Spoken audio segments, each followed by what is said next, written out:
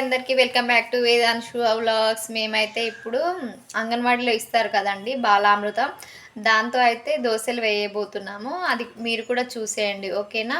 ప్రాసెస్లోకి వెళ్ళిపోదాం. బాలామృతం అండి, ఇంకా నెక్స్ట్ వచ్చేసి గోధుమ పిండి, అలాగే 2 eggs తీసుకున్నాను. మరి మళ్ళీ చూసేయండి ఇంగ్రీడియంట్స్: బాలామృతం, అలాగే గోధుమ పిండి, ఇంకా సాల్ట్ టేస్ట్కి సరిపడా, 2 ఎగ్స్ అనేది వేయడం వల్ల మనకి ఆ దోశలు అనేది స్మూత్గా వస్తాయండి. టేస్ట్కి సరిపడా సాల్ట్ వేసుకోండి. ఇప్పుడు గోధుమ పిండి వేసుకున్న తర్వాత ఇదంతా మంచిగా మిక్స్ చేసుకోవాలండి. ఇక్కడ చూస్తున్నారుగా, ఇప్పుడు వాటర్ అనేది ఇలా కొద్ది కొద్దిగా కలుపుకుంటూ పోసుకోవాలండి. వాటర్ పోసాక ఇలా మంచిగా మిక్స్ చేసుకోవాలి. ఇక్కడ పక్కనే మా వాడున్నాడండి, ఏమనుకోద్దు, కొంచెం డిస్టర్బెన్స్గా ఉంటుంది. ఇప్పుడు ఇందులో ఎగ్స్ కొట్టాలండి.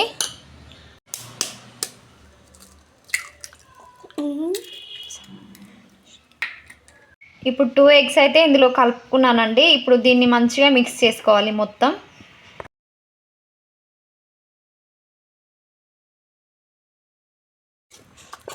చూస్తున్నారు కదా, ఇలా మిక్స్ చేసుకోవాలి మంచిగా. ఎగ్స్ అనేది మనకి దోశలు అనేది స్మూత్గా వస్తాయి అన్నమాట ఇలా మిక్స్ చేసుకోవడం వల్ల. ఎగ్ వేసాం కదండి, అందుకోసమని కొద్దిసేపు కలుపుకొని ఇంకొన్ని వాటర్ యాడ్ చేసుకోవాలి ఇలా స్మూత్గా అయ్యే వరకు. ఇంకా దీంట్లో గోధుమ పిండి ఎగ్స్ వేయడం వల్ల మనకు దోశలు అనేది చాలా స్మూత్గా వస్తాయండి. ఇలా మంచిగా మిక్స్ అవ్వాలండి. చూస్తున్నారు కదా బ్యాటర్, ఇది మొత్తం మంచిగా మిక్స్ అవ్వాలి. ఎగ్ అవన్నీ, గోధుమ పిండి కూడా ఇలా మూత పెట్టి పక్కన పెట్టుకోవాలండి కొద్దిసేపు. ఇప్పుడైతే 1/2 hour అయిందండి పక్కన పెట్టుకొని. ఇప్పుడు మూత తీసుకొని చూద్దాము. చూస్తున్నారు కదా, 1/2 hour ఇలా నానబెట్టుకోవాలి పిండి అనేది. మనకు దోశలకైతే చాలా టైం నానబెడతాం కదా, అలా కొద్దిసేపు ఇది నానబెట్టాలన్నమాట. ఇప్పుడు ఇదైతే చూద్దాం మనం ఎలా వచ్చింది అనేది. చూస్తున్నారు కదా, ఇప్పుడైతే స్టవ్ ఆన్ చేసుకొని స్టవ్ పైన దోశ పెళ్ళం పెట్టుకోవాలండి. అది వేడెక్కాక వేద్దాం మనం ఇప్పుడు దోశ అనేది. చిన్న ఆనియన్ తీసుకున్నానండి నేను. ఏదైతే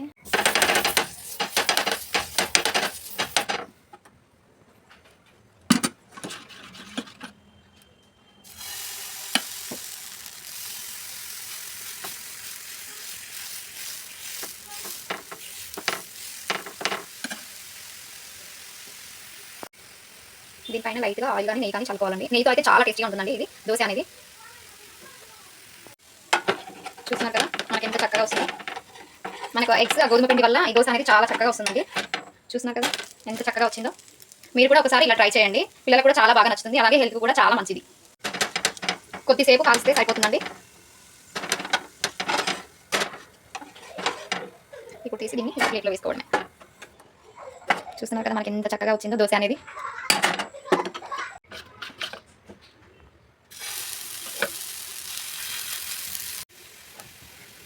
ఇలా స్టవ్ అనేది లో ఫ్లేమ్ టు హై ఫ్లేమ్లో పెట్టుకొని మనం దోశ అనేది వేసుకోవాలండి.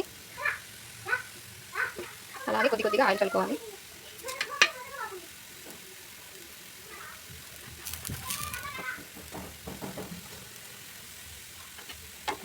చూస్తున్నారు కదా ఎంత చక్కగా వస్తుందో మనకి దోశ అనేది. చాలా సూపర్గా వస్తుందండి. చూడండి,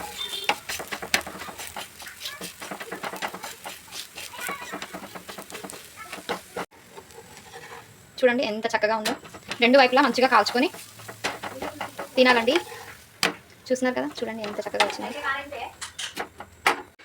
చూస్తున్నారు కదా వేడి దోశ.